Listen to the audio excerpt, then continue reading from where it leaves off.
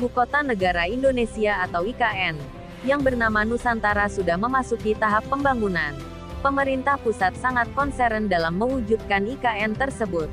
Bentuk konsern tersebut juga tidak saja dilakukan melalui pembangunan infrastruktur saja, namun dari berbagai sisi juga diperhatikan, guna keberhasilan terwujud tujuan IKN. Melihat hal itu tersebut Persatuan Wartawan Nasrani Perwarna Indonesia bersama Gerakan Moral Rekonsiliasi Indonesia, GMRI, mengadakan acara talk show Zoom dengan tema Peran Sejarah dan Spiritual Keraton Kutai Kartanegara dalam IKN Nusantara. Acara diselenggarakan pada hari Rabu siang, tanggal 23 Maret tahun 2022. Dalam talk show Zoom ini membicarakan nilai sejarah dan spiritual Keraton Kutai Kartanegara terkait dengan kehadiran Ibu Kota Negara IKN Nusantara di Penajam, Kalimantan Timur menarik untuk disimak, karena secara historis, pembicara, ekonomis, filosofis maupun politis memiliki nilai-nilai positif yang dapat dimanfaatkan untuk memantapkan kehadiran IKN Nusantara sebagai pusat pemerintahan Indonesia pada masa depan. Hadir sebagai pembicara dalam acara talk show Zoom ini, Dr. KPH Aji B. Heri Gondo Prawiro, bangsawan Kutai Kartanegara, pemerhati seni budaya Kaltim Kiai Haji Ahmad Gufron, Ketua Dewan Pembina Ikatan Persaudaraan Haji Indonesia, IPHI, Eko Suryanto Galgendu, Ketua GMRI, dengan moderator oleh Ricardo Marbun, jurnalis, yang membuka acara Zoom. Peran aktif dalam mempertahankan negara kesatuan Republik Indonesia. Dan kehormatan ini sehingga saya sependapat beberapa kali pertemuan kami dengan para besar di Indonesia ini, kita menyarankan bahwa sebaiknya para tokoh-tokoh raja, pelingsir, para kepala dan sebagainya itu diberi kehormatan untuk di MPR mewakili wilayah-wilayahnya. Ya, tidak dia telah terwakil daerahnya, tetapi tentu kesempatan kita dapat teman-teman itu tidak semudah itu merubah undang-undang, tapi ide-ide itu merupakan masukan yang berarti bagaimana kita menghargai para raja yang sudah mampu menjadikan negara kesatuan Republik Indonesia. Demikian menjadi IKN nanti tentunya tidak bisa dilakukan oleh satu budaya bangsa, tapi pendiri bangsa-bangsa yang ada di Indonesia ini. Artinya pada dasarnya memang sudah punya modal yang baik yang tapi tentunya budaya berubah, tentu kita harapkan bisa bertahan dengan sama-sama yang baik. Kami berharap bahwa kita semua mari melestarikan budaya kepemimpinan raja dan sultan yang berdasarkan agama. Kemudian kita berharap alam dan Allah SWT tentunya memberkahi, memberikan rahmat dan merestui berdirinya bentuknya negara ibu kota yang kita ciptakan IKN, sehingga nanti IKN berberkah dan bisa mensejahterakan bangsa dan negara dalam kerangka negara kesatuan Republik Indonesia. Kerajaan dan kesultanan yang ada di Indonesia itu adalah merupakan wali negara, merupakan walinya NKRI. Kalau di dalam Islam, wali itu ada dua, wali musbir, wali yang vertikal, dan ada wali yang ghairu musbir, wali yang horizontal. Artinya apa?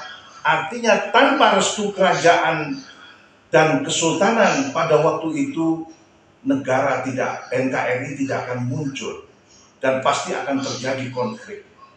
Karena ada keikhlasan, ada kesabaran dari para kerajaan dan kesultanan untuk memberikan tanahnya, negerinya bergabung dalam negara kesatuan Republik Indonesia. Ini adalah merupakan rahmat bagi kita semua, rahmat bagi bangsa Indonesia. Karenanya sebagai wali, para raja-raja, para kesultanan yang ada sekarang ini harus diberi award atau penghargaan.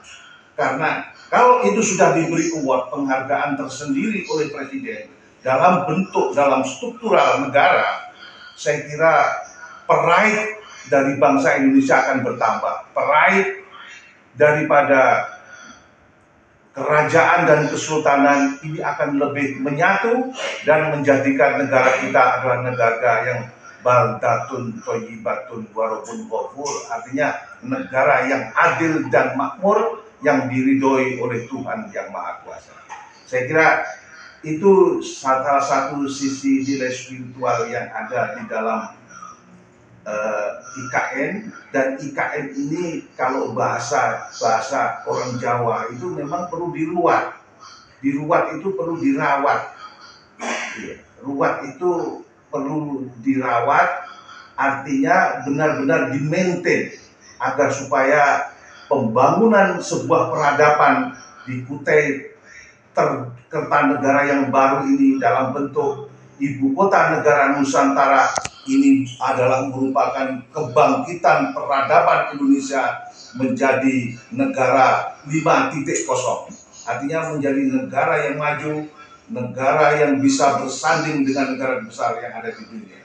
Kehormatan dan sungguh bijak apa yang sudah diutarakan oleh Kanjeng Pangeran Hari atau yang biasa saya kenal dengan Pangeran Hari, dan Yang Mulia Kyai Haji Ahmad Kifron juga sangat mendalam di dalam memberikan suatu paparan mengenai nilai-nilai spiritual yang memang mesti menjadi landasan dibangunnya ibu kota negara Nusantara di Pasir Penajam, Kalimantan Timur ini.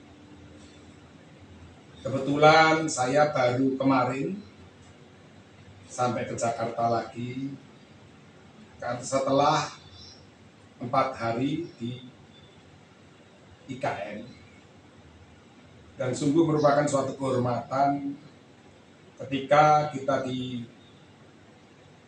Kutai Kertanegara selalu didampingi dan diikhlaskan oleh Yang Mulia Pangeran Hari untuk meletakkan, menggali, menilai, bahkan membuat kesepakatan dengan para leluhur, para raja sultan, khususnya yang berada di bumi Mula, atau yang kita kenal dengan bahasa bumi Mula Warman.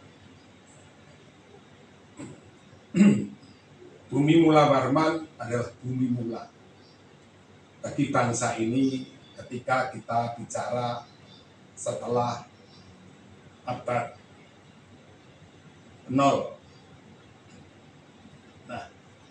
Di bumi mula ini, di bumi awal berawal ini, sewaktu akan dibangun suatu ibu kota negara, maka saya sepakat tadi dua narasumber mengatakan bahwa harus ada restu dari alam.